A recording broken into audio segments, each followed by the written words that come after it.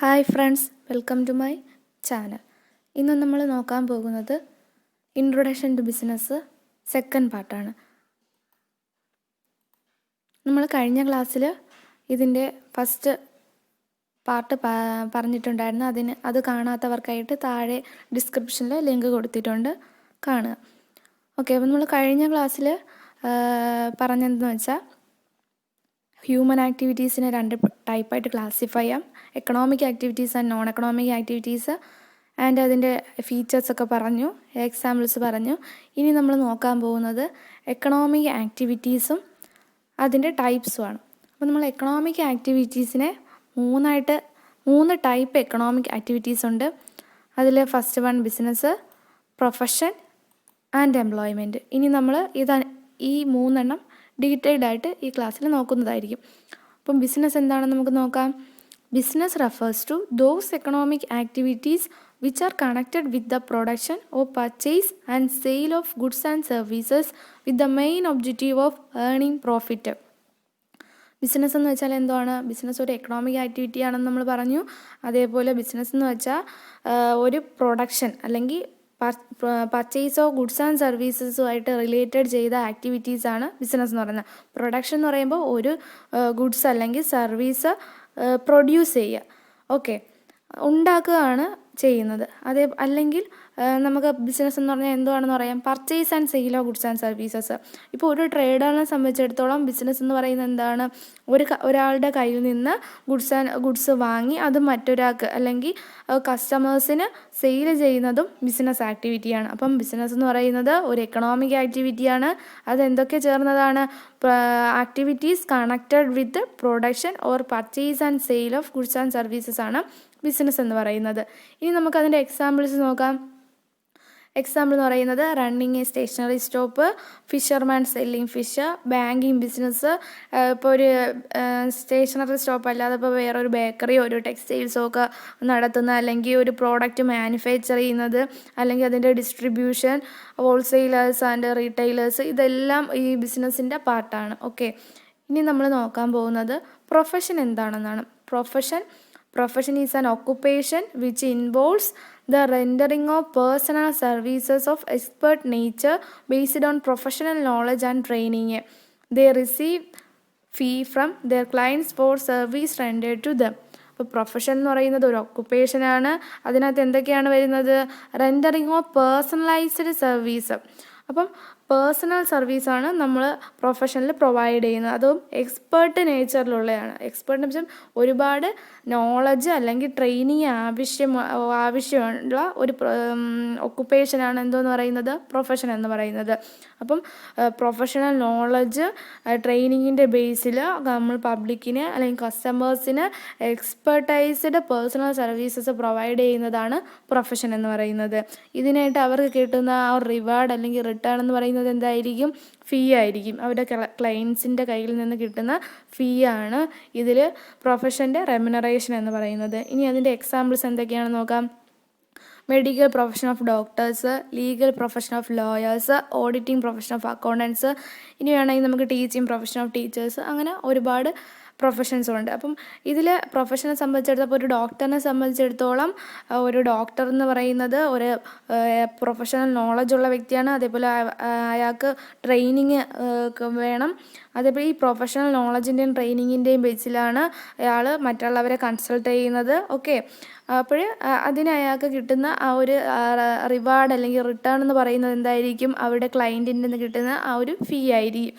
അതേപോലെയാണ് legal പ്രൊഫഷനും accounting പ്രൊഫഷനായിരുന്നാലും ഇനിയിപ്പോൾ teaching പ്രൊഫഷനായിരുന്നാലും. Okay, ഇനി നമ്മൾ നോക്കാൻ പോകുന്നത് എംപ്ലോയ്മെൻറ്റ്. എംപ്ലോയ്മെൻ്റ് എന്ന് പറയുമ്പോഴത്തേക്കും it is an occupation where a person works for someone else under an agreement or rules of service in return for remuneration. Employment ഒരു ഒക്കുപ്പേഷനാണ്. ഇവിടെ എന്ന് പറയുന്നത് ഒരു പേഴ്സൺ മറ്റൊരാൾക്ക് വേണ്ടി ജോലി ചെയ്യുകയാണ്. അപ്പോൾ ഒരാൾ മറ്റൊരാൾക്ക് വേണ്ടി വർക്ക് ചെയ്യാണ്. എന്തിൻ്റെ ബേസിലാണ് വർക്ക് ചെയ്യുന്നത്? ഒരു എഗ്രിമെൻ്റ് അല്ലെങ്കിൽ റൂൾസ് ഓഫ് സർവീസിൻ്റെ ബേസിലാണ് വർക്ക് ചെയ്യുന്നത്. അതിന് അയാൾക്ക് കിട്ടുന്ന റിട്ടേൺ എന്ന് പറയുന്നതാണ് റെമ്യൂണറേഷൻ. ഓക്കെ, അത് in the form of salary ആയിരിക്കാം അല്ലെങ്കിൽ വേജസ് ആയിരിക്കാം. ഇനി നമുക്ക് അതിൻ്റെ നോക്കാം. Okay, the person who work is known as employee. ആരാണോ വർക്ക് ചെയ്യുന്ന ആ വ്യക്തിയെ പറയുന്ന പേരാണ് എംപ്ലോയി എന്ന് പറയുന്നത്. ഓക്കെ, ഇനി നമുക്ക് നോക്കാനുള്ളത് the remuneration he receives is known as salary or wages. അയാൾക്ക് കിട്ടുന്ന ആ റെമ്യൂണറേഷനെ നമുക്ക് എന്തെന്ന് പറയാം? സാലറി ഓർ വേജ് എന്ന് പറയാം. ഒരു മന്ത്ലി ബേസിലാണ് കിട്ടുന്നതെങ്കിൽ അതിന് നമ്മൾ സാലറി എന്ന് പറയുന്നു. ഒരു ഡെയിലി ബേസിൽ കിട്ടുന്നതാണെങ്കിൽ നമുക്കതിനെ വേജസ് എന്ന് പറയാം. ഓക്കെ, ഇനി നമ്മൾ നോക്കാൻ പോകുന്നത് the person for ഹൂം the employee work is known as employer. ഈ എംപ്ലോയി ആർക്ക് വേണ്ടിയാണോ ജോലി ചെയ്യുന്നത് ആ ആളിനെ പറയുന്ന പേരാണ് എംപ്ലോയർ. ഓക്കെ, അപ്പം നമുക്ക് എംപ്ലോയ്മെൻറ്റ് എന്താണെന്ന് ഒന്നുകൂടെ നോക്കാം. It is an occupation a person works for some else under an agreement or rules of service in return for remuneration. ഒരാൾ മറ്റൊരാൾക്ക് വേണ്ടി ഒരു വർക്ക് ചെയ്യുന്ന എന്തിൻ്റെ ബേസിൽ? എഗ്രിമെൻറ്റ് അല്ലെങ്കിൽ റൂൾസ് ഓഫ് സർവീസിൻ്റെ ബേസിൽ വർക്ക് ചെയ്യുന്നു. അതിന് അയാൾക്ക് കിട്ടുന്ന റെമ്യൂണറേഷനാണ് സാലറി ഓർ വേജസ്. ആരാണോ വർക്ക് ചെയ്യുന്ന ആ ആളിനെ പറയുന്ന പേരാണ് എംപ്ലോയി. ആർക്ക് വേണ്ടിയാണോ ഈ എംപ്ലോയി വർക്ക് ചെയ്യുന്ന അയാളിനെ പറയുന്ന പേരാണ് employer. Employment may be in government, semi government or private organisation. Employment എന്ന് പറയുമ്പോൾ ഗവൺമെൻറ് എംപ്ലോയ്മെൻ്റ് ആയിരിക്കാം, ഗവൺമെൻറ് എംപ്ലോയ്മെൻ്റ് ആയിരിക്കാം, പ്രൈവറ്റ് ഓർഗനൈസേഷൻ്റെ എംപ്ലോയ്മെൻ്റ് ആയിരിക്കാം. ഇതിന് നമുക്ക് എക്സാമ്പിൾ നോക്കാം. ക്ലർക്ക്, പ്യൂൺ, ടീച്ചർ, ഇതെല്ലാം എംപ്ലോയ്മെൻറ്റിൻ്റെ എക്സാമ്പിൾസാണ്. ഇനി നമ്മൾ നോക്കാൻ പോകുന്നത് ബിസിനസ്, പ്രൊഫഷൻ ആൻഡ് എംപ്ലോയ്മെൻറ്റിൻ്റെ ഡിഫറൻസ് ആണ്. അപ്പോൾ നമുക്ക് കുറേ ബേസിസിൻ്റെ ഇതിൽ ബിസിനസ്സിനെ, പ്രൊഫഷനെ, എംപ്ലോയ്മെൻറ്റിനെ കമ്പയർ ചെയ്യാം. അപ്പം നമ്മൾ നേരത്തെ നോക്കിയായിരുന്നു ബിസിനസ് എന്താണെന്ന് നോക്കി, പ്രൊഫഷൻ എന്താണെന്ന് നോക്കി, എംപ്ലോയ്മെൻറ്റ് എന്താണെന്ന് നോക്കി. ഇപ്പോൾ ബിസിനസ് എന്ന് പറയുമ്പോഴത്തേക്കും നമ്മൾ production and distribution of goods and സർവീസുമായിട്ട് റിലേറ്റഡ് ചെയ്തിട്ടുള്ള ആക്ടിവിറ്റീസിനെയാണ് നമ്മൾ എന്തെന്ന് പറയുന്നത്? ബിസിനസ് എന്ന് പറയുന്നത്. എന്തിനു വേണ്ടിയാണ് ബിസിനസ് കണ്ടക്ട് ചെയ്യുന്നത്? പ്രോഫിറ്റ് മോട്ടീവ് എന്നുള്ള ഒരു ലക്ഷ്യത്തോടെയാണ്. ഓക്കെ, പ്രൊഫഷൻ എന്ന് പറയുന്നത് എക്സ്പെർട്ടൈസ്ഡ് നോളജിൻ്റെയും ട്രെയിനിങ്ങിൻ്റെയും ബേസിൽ പേഴ്സണൽ സർവീസസ് പ്രൊവൈഡ് ചെയ്യുന്നതാണ് പ്രൊഫഷൻ എന്ന് പറയുന്നത്. എംപ്ലോയ്മെൻറ്റ് എന്ന് പറയുമ്പോഴത്തേക്കും ഒരാൾ മറ്റൊരാൾക്ക് വേണ്ടി വർക്ക് ചെയ്ത് കൊടുക്കുന്നതാണ് എംപ്ലോയ്മെൻറ്റ്. അതിന് അയാൾക്ക് കിട്ടുന്ന റിവാർഡാണ് സാലറി അല്ലെങ്കിൽ വേജസ് എന്ന് പറയുന്നത്. ഇനി നമുക്കതിനെ ബേസിസിൽ ഓരോന്നായിട്ട് കമ്പയർ ചെയ്യാം. First one, mode of establishment. Mode of എസ്റ്റാബ്ലിഷ്മെൻറ്റിൻ്റെ ബേസിലാണെങ്കിൽ ബിസിനസ് എന്ന് പറയുന്നത് സ്റ്റാർട്ട് ചെയ്യാനായിട്ട് നമ്മൾ ആദ്യം വേണ്ടത് ഒരു എൻ്റർപ്രണർ എന്ന് പറയുന്നത് ഒരു സംരംഭകൻ ഇപ്പം വിചാരിക്കുകയാണെന്ന് എനിക്കൊരു ബിസിനസ് സ്റ്റാർട്ട് ചെയ്യണം. അപ്പോൾ അതിന് അയാൾ ആദ്യം ഒരു ഡിസിഷൻ എടുക്കണം. പിന്നെ അതിൻ്റെ ലീഗൽ ഫോർമാലിറ്റീസൊക്കെ ഫുൾഫിൽ ചെയ്താൽ നമുക്കൊരു ബിസിനസ് സ്റ്റാർട്ട് ചെയ്യാം. പ്രൊഫഷൻ ആണെങ്കിൽ ആ വ്യക്തിക്ക് ആദ്യം ഒരു ഏത് ഫീൽഡിലാണോ ആ പ്രൊഫഷണൽ ബോഡിയിൽ മെമ്പർഷിപ്പ് വേണം. അതേപോലെ സ്വന്തമായിട്ട് പ്രാക്ടീസ് ചെയ്യാൻ സർട്ടിഫിക്കറ്റ് ഓഫ് പ്രാക്ടീസും വേണം. ഓക്കെ, ഇനി നമ്മൾ എംപ്ലോയ്മെൻറ്റിൻ്റെ കേസിലാണെങ്കിൽ എംപ്ലോയറിൻ്റെ ഒരു അപ്പോയിൻമെൻറ്റ് ലെറ്റർ കിട്ടണം. അതേപോലെ എംപ്ലോയറും തമ്മിൽ ഒരു സർവീസ് എഗ്രിമെൻറ്റിൽ എത്തും. ഇതൊക്കെ എങ്ങനെയാണ് എംപ്ലോയ്മെൻറ്റ് എസ്റ്റാബ്ലിഷ് ചെയ്യുന്നത്. ഓക്കെ, അപ്പോൾ അടുത്തത് നോക്കുകയാണെങ്കിൽ നേച്ചർ ഓഫ് വർക്ക്. ബിസിനസ്സിനെ സംബന്ധിച്ചിടത്തോളം നേച്ചർ ഓഫ് വർക്ക് എന്ന് പറയുന്നത് എന്താണ്? പബ്ലിക്കിന് ഗുഡ്സ് ആൻഡ് സർവീസസ് പ്രൊവൈഡ് ചെയ്യുക എന്നുള്ളതാണ് ബിസിനസ്സിൻ്റെ നേച്ചർ എന്ന് പറയുന്നത്. പ്രൊഫഷൻ എന്ന് പറയുമ്പോൾ എന്തുവാണ്? Expertised and personalised service provide ചെയ്യുക. അതിനെയാണ് നമ്മൾ എന്ത് പറഞ്ഞാൽ പ്രൊഫഷൻ എന്ന് പറയുന്നത്. എംപ്ലോയ്മെൻറ്റിൻ്റെ നേച്ചർ എന്ന് പറയുമ്പോഴത്തേക്കും വർക്കർ ആവശ്യപ്പെടുന്ന അല്ലെങ്കിൽ അവിടെ സർവീസ് കോൺട്രാക്റ്റിലുള്ള വർക്ക് പെർഫോം ചെയ്യുക എന്നുള്ളതാണ് നേച്ചർ ഓഫ് വർക്ക് എന്ന് പറയുന്നത്. ഇനി നമുക്ക് ക്വാളിഫിക്കേഷൻ നോക്കാം. ബിസിനസ് സ്റ്റാർട്ട് ചെയ്യാൻ ഒരു മിനിമം ക്വാളിഫിക്കേഷൻ ആവശ്യമില്ല. ആർക്ക് വേണമെങ്കിലും ബിസിനസ് സ്റ്റാർട്ട് ചെയ്യാം. ഓക്കെ, ഇനി പ്രൊഫഷനാണെങ്കിലോ? പ്രൊഫഷനാണെങ്കിൽ ഏത് ഫീൽഡാണ് അതിനനുസരിച്ച് ക്വാളിഫിക്കേഷൻസ് വേണം, എക്സ്പെർട്ടൈസ് വേണം, ട്രെയിനിങ് വേണം. ഓക്കെ, ഇതെല്ലാം ഉണ്ടെങ്കിൽ മാത്രമേ അവർക്ക് ആ കൺസേൺഡ് പ്രൊഫഷണൽ ബോഡിയിൽ മെമ്പർഷിപ്പ് കിട്ടുള്ളൂ. ഓക്കെ, ഇനി എംപ്ലോയ്മെൻറ്റിൻ്റെ കേസിലാണെങ്കിൽ എംപ്ലോയർ പ്രിസ്ക്രൈബ് ചെയ്യുന്ന ക്വാളിഫിക്കേഷൻസ് ആൻഡ് ട്രെയിനിങ് ഉണ്ടെങ്കിൽ മാത്രമേ എംപ്ലോയ്മെൻറ്റ് കിട്ടത്തുള്ളൂ. ഓക്കെ, ഇനി നമ്മൾ നോക്കാൻ പോകുന്നത് റിവാർഡ് ഓർ റിട്ടേൺ ആണ്. അപ്പം ബിസിനസ്സിനെ സംബന്ധിച്ചിടത്തോളം റിവാർഡ് അല്ലെങ്കിൽ റിട്ടേൺ എന്ന് പറയുന്നത് എന്താണ്? പ്രോഫിറ്റാണ്. പ്രൊഫഷനെ സംബന്ധിച്ചിടത്തോളം അത് ക്ലയൻറ്റിൻ്റെ കയ്യിൽ നിന്ന് കിട്ടുന്ന പ്രൊഫഷണൽ ഫീ ആണ് പ്രൊഫഷൻ്റെ റിവാർഡ് അല്ലെങ്കിൽ റിട്ടേൺ എന്ന് പറയുന്നത്. എംപ്ലോയ്മെൻറ്റിൻ്റെ ആണെങ്കിലോ സാലറി ഓർ വേജസ്. എംപ്ലോയി കൊടുക്കുന്ന സാലറി ഓർ വേജസ് ആണ് എംപ്ലോയിയെ സംബന്ധിച്ചിടത്തോളം റിവാർഡ് ഓർ റിട്ടേൺ എന്ന് പറയുന്നത്. അപ്പോൾ നമ്മൾ എന്തൊക്കെ നോക്കി? മോഡ് ഓഫ് എസ്റ്റാബ്ലിഷ്മെൻറ്റ് നോക്കി, നേച്ചർ ഓഫ് വർക്ക് നോക്കി, ക്വാളിഫിക്കേഷൻ നോക്കി, റിവാർഡ് ഓർ റിട്ടേൺ നോക്കി. അപ്പം ഇനി നമ്മൾ നോക്കാൻ പോകുന്നത് ക്യാപിറ്റൽ ഇൻവെസ്റ്റ്മെൻറ്റിൻ്റെ ബേസിലാണെങ്കിൽ ബിസിനസ് എന്ന് പറയുന്നത് സ്റ്റാർട്ട് ചെയ്യാൻ ഒരു ക്യാപിറ്റൽ ആവശ്യമാണ്.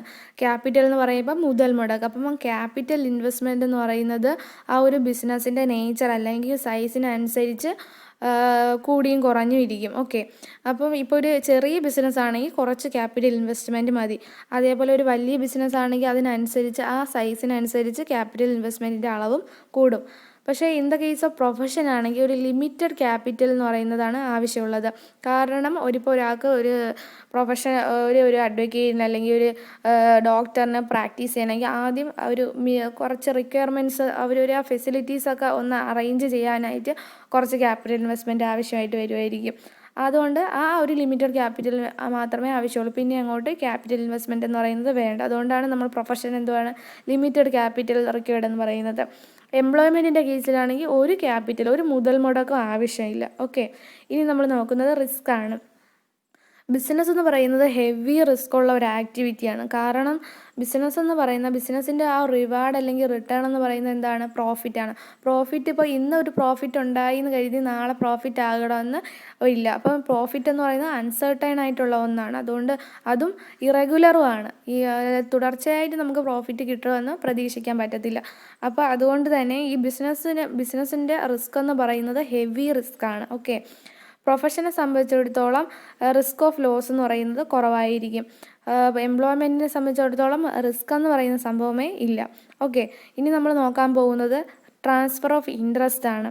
നമ്മുടെ ഈ ബിസിനസ് അല്ലെങ്കിൽ ഇത് നമുക്ക് ട്രാൻസ്ഫർ ചെയ്യാൻ പറ്റുമെന്നാണ്. ആർക്കെങ്കിലും വേറൊരാൾക്ക് നൽകാൻ പറ്റും. അപ്പോൾ ഞാനൊരു ബിസിനസ് നടത്തുന്നത് അതെൻ്റെ ഫ്രണ്ട്സിന് അല്ലെങ്കിൽ റിലേറ്റീവ്സിന് കൊടുക്കണം, അല്ലെങ്കിൽ ഫാമിലി മെമ്പർ ആർക്കെങ്കിലും ട്രാൻസ്ഫർ ചെയ്യണമെന്ന് വെച്ചാൽ അത് നമുക്ക് പോസിബിളാണ്. കുറച്ച് ലീഗൽ ഫോർമാലിറ്റീസ് ചെയ്താൽ നമുക്ക് അത് ബിസിനസ് ട്രാൻസ്ഫർ ചെയ്യാൻ പറ്റും. പക്ഷേ in the case of profession ആണെങ്കിൽ ഒരിക്കലും ട്രാൻസ്ഫർ ഓഫ് ഇൻട്രസ്റ്റ് എന്ന് പറയുന്നത് നമുക്ക് ഒരിക്കലും ട്രാൻസ്ഫർ ചെയ്യാൻ പറ്റത്തില്ല. കാരണം എന്ന് പറഞ്ഞാൽ ഒരു പ്രൊഫഷൻ എന്ന് പറയുമ്പോഴത്തേക്കും ആ ആളിന് നല്ല ഒരു നോളജ് വേണം, ക്വാളിഫിക്കേഷൻസ് വേണം, എക്സ്പെർട്ടൈസ് വേണം, ട്രെയിനിങ് വേണം. ഇതെല്ലാം ഉണ്ടെങ്കിൽ മാത്രമേ ഒരു പ്രൊഫഷൻ എസ്റ്റാബ്ലിഷ് ചെയ്യാൻ പറ്റുള്ളൂ. ഇപ്പം ഒരു ഡോക്ടറിന് ഇതെല്ലാം ഉണ്ടെന്ന് കരുതി അയാൾക്ക് ഒരിക്കലും അയാളുടെ മകനോ അല്ലെങ്കിൽ മകൾക്കോ ഫ്രണ്ട്സിനോ ആർക്കെങ്കിലും ഈ പ്രൊഫഷൻ ട്രാൻസ്ഫർ ചെയ്യാൻ പറ്റത്തില്ല. കാരണം ഇതെല്ലാം ഉണ്ടെങ്കിൽ മാത്രമേ എക്സ്പെർട്ടൈസ്ഡ് ആയിട്ടും പേഴ്സണലൈസ്ഡ് ആയിട്ടുള്ള സർവീസ് നമുക്ക് പ്രൊവൈഡ് ചെയ്യാൻ പറ്റത്തുള്ളൂ. അപ്പോൾ പ്രൊഫഷണൽ ട്രാൻസ്ഫർ എന്ന് പറയുന്നത് പോസിബിൾ അല്ല. അതേപോലെയാണ് എംപ്ലോയ്മെൻറ്റിലും ട്രാൻസ്ഫർ ഓഫ് ഇൻട്രസ്റ്റ് എന്ന് പറയുന്നത് പോസിബിൾ അല്ല. എനിക്കൊരു ജോലി ഉണ്ടെന്ന് കരുതി അത് എനിക്ക് ഒരിക്കലും എൻ്റെ ഫാമിലി മെമ്പേഴ്സിനോ അല്ലെങ്കിൽ ഫ്രണ്ട്സിനോ ട്രാൻസ്ഫർ ചെയ്യാൻ പറ്റത്തില്ല. ഒരു ഗവൺമെൻറ് എംപ്ലോയിക്ക് ഒരു ജോലി ഉണ്ടെന്ന് അത് ഒരിക്കലും ട്രാൻസ്ഫർ ചെയ്യാൻ പറ്റത്തില്ല. ഓക്കെ, ഇനി നമ്മൾ നോക്കാൻ പോകുന്ന കോഡ് ഓഫ് കണ്ടക്റ്റ് ആണ്. ബിസിനസ്സിനെ സംബന്ധിച്ചിടത്തോളം ഒരു കോഡ് ഓഫ് കണ്ടക്റ്റ് എന്ന് പറയുന്നത് പ്രിസ്ക്രൈബ് ചെയ്തിട്ടില്ല. എങ്ങനെ പ്രവർത്തിക്കണം എന്നുള്ള ഒരു കോഡ് ഓഫ് കണ്ടക്റ്റ് അതിൽ ഇല്ല. ഓക്കെ, ഇനി പ്രൊഫഷനെ സംബന്ധിച്ചിടത്തോളം എന്തുവാണ്? പ്രൊഫഷണൽ ബോഡി പറഞ്ഞേക്കുന്ന അവർ ഫോളോ ചെയ്യുന്ന ആ ഒരു കോഡ് ഓഫ് കണ്ടക്റ്റിനെ ബേസ് ചെയ്തായിരിക്കണം അതിൻ്റെ മെമ്പേഴ്സായിട്ടുള്ള പ്രൊഫഷണൽസ് വർക്ക് ചെയ്യാനുള്ളത്. പക്ഷേ എംപ്ലോയ്മെൻറ്റിനെ സംബന്ധിച്ചിടത്തോളം എന്തുവാണ്? ആ എംപ്ലോയർ അല്ലെങ്കിൽ ആ സ്ഥാപനം പ്രിസ്ക്രൈബ് ചെയ്യുന്ന നോംസ് ഓഫ് ബിഹേവിയർ അല്ലെങ്കിൽ കോഡ് ഓഫ് കണ്ടക്റ്റിൻ്റെ ബേസിലായിരിക്കണം വർക്ക് ചെയ്യാനുള്ളത്.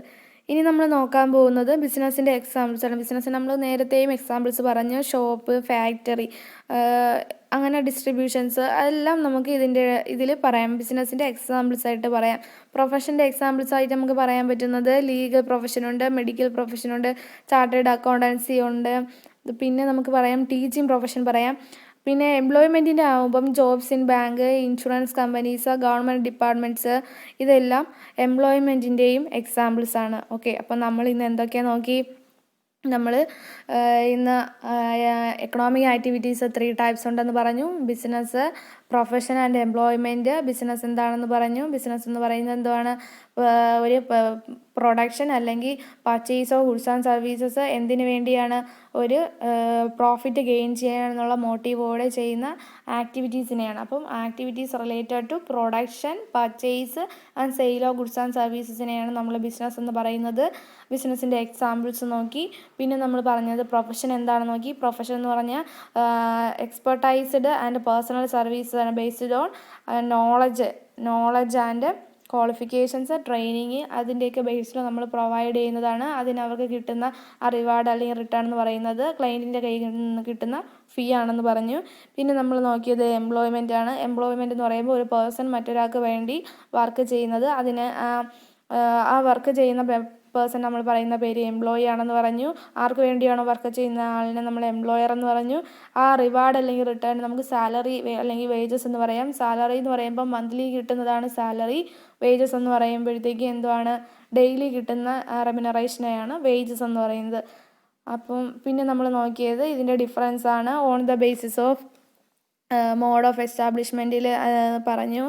Nature of work, qualification, reward or റിട്ടേണിൻ്റെ ബേസിൽ പറഞ്ഞു. Capital investment, risk, transfer of interest, code of conduct, പിന്നെ ഇതിൻ്റെയൊക്കെ എക്സാമ്പിൾസ് ഒക്കെ പറഞ്ഞു. അപ്പം നിങ്ങൾക്ക് എല്ലാവർക്കും ഇന്നത്തെ ക്ലാസ് യൂസ്ഫുള്ളായിരിക്കുമെന്ന് കരുതുന്നു. തുടർന്നും ഇതുപോലുള്ള ക്ലാസ്സുകൾ നിങ്ങൾക്ക് ലഭിക്കുവാൻ വേണ്ടി സബ്സ്ക്രൈബ് ചെയ്യുക. അതുപോലെ തന്നെ താഴെ കാണുന്ന ബെല്ലൈക്കൺ കൂടി പ്രസ് ചെയ്യുക. ഓക്കെ, അപ്പം നമുക്ക് അടുത്ത ക്ലാസ്സിൽ കാണാം.